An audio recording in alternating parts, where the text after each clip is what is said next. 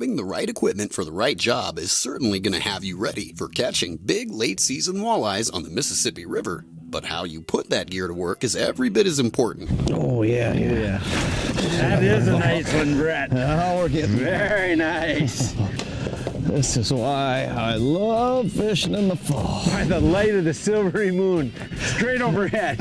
I think there's a song about that, isn't there? Yeah. That is a quality fish there. No doubt. I mean, that's just a great Mississippi River walleye right there. Pretty spoiled on this fishery. Well, it just seems, you know, that it takes this nighttime to get these bigger fish like that. Yeah, it does. They get active at night. That's when they want to feed. When the water clears up like this deep into the winter, I mean, they seem to prefer to feed at night.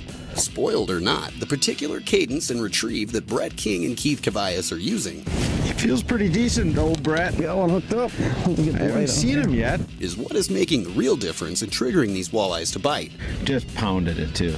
Yes. Isn't that amazing how hard they can hit that bait when you get it in there? While minimizing their number of snags as much as possible. He looks like a good one. Yeah, nice. Oh, yeah. Appropriately for real success under the cover of this imminent winter darkness. The key is good visualization. You just glide it along the bottom like that. Yep.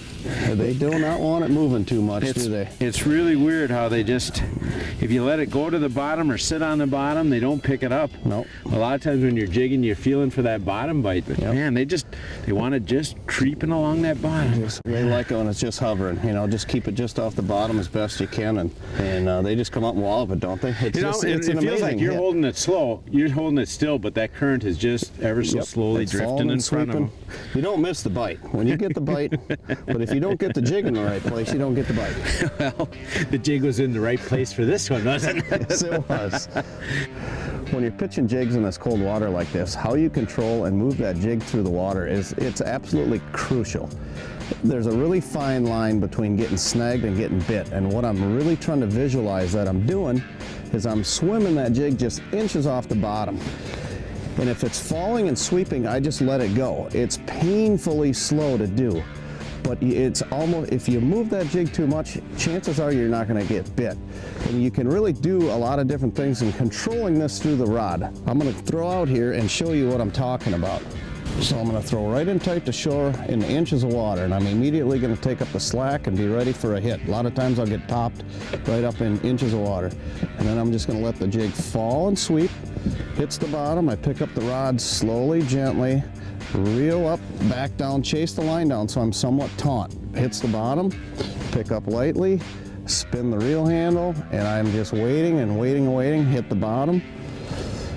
If I know it's falling and sweeping and not on the bottom, I don't do anything, I just let it go. And as soon as I see that line jump, flinch, or I feel the rod about tore out of my hand, I absolutely cross their eyes. Oh! Good one? Yeah, I got her. Yep. How big is it? Feels pretty good. Come here, Right off girl. the rocks, huh? Yeah. It's close to shore. Yeah, boy, did she crack it. How's it feel? Oh, it feels great. Feels exactly like what I'm here for. Oh boy, that's a good one. Look at that one. Come here, girl. Come on, come here, girl. I got her! Yes! Oh man, Brett! Nice! Look at that beast! Look at this beast!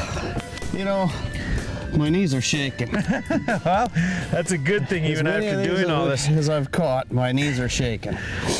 There you go, man. There's your fish. Oh, come here, baby. Boy, that's got to be a easy 7-8 pounder there. Yeah. Look at the gut on that thing. You know what we call that one there, don't you? Oh, what's that? King size. I like it. I like it a lot. Oh man, is that a good fish? Yeah. Just beautiful shape too. Look at how got the fin right up and everything like that. Being pretty picturesque, isn't she? What a gorgeous fish. Yeah. Well, get her back in so she don't get too tired. She had a hard battle. We want her laying eggs in the spring. Oh man, look at the size of her. She'll lay some good eggs this spring, won't she? She will. She fought a hard battle. We'll revive her a little bit here. Oh, there she goes. There she goes. Right by your line again. Maybe I can catch her again. She's back in there for somebody to catch again. Nice job, Yes. man.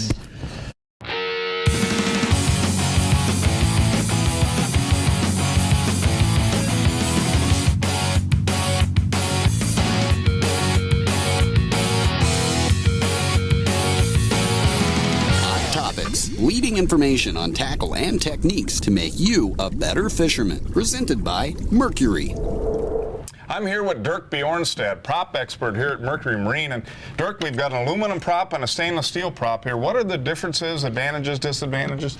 Well, that's right. Here what we got is an aluminum 3-blade Black Max propeller. Generally what aluminum props are known for in the marketplace is really a good blend of value and performance, decent top end speed, decent hole shot for a pretty inexpensive price. It's kind of the ham sandwich of propellers. Gets the job done, nothing really wrong with it. However though, people who are really serious about spending a lot of hours on the water, very serious about their fishing, typically are going to step up to a stainless steel propeller. And really there's two reasons for that. One is the stainless prop. Mercury uses a 15.5 proprietary stainless steel alloy. It's about 5 times as strong as the aluminum propeller. So anytime you were to run into something underwater, you might see a little nick in the stainless steel blade where it could take the ear of the aluminum propeller clean off. Now, typically if you're putting a lot of hours in over a season, you may go through one aluminum prop season just due to wear and tear on the propeller.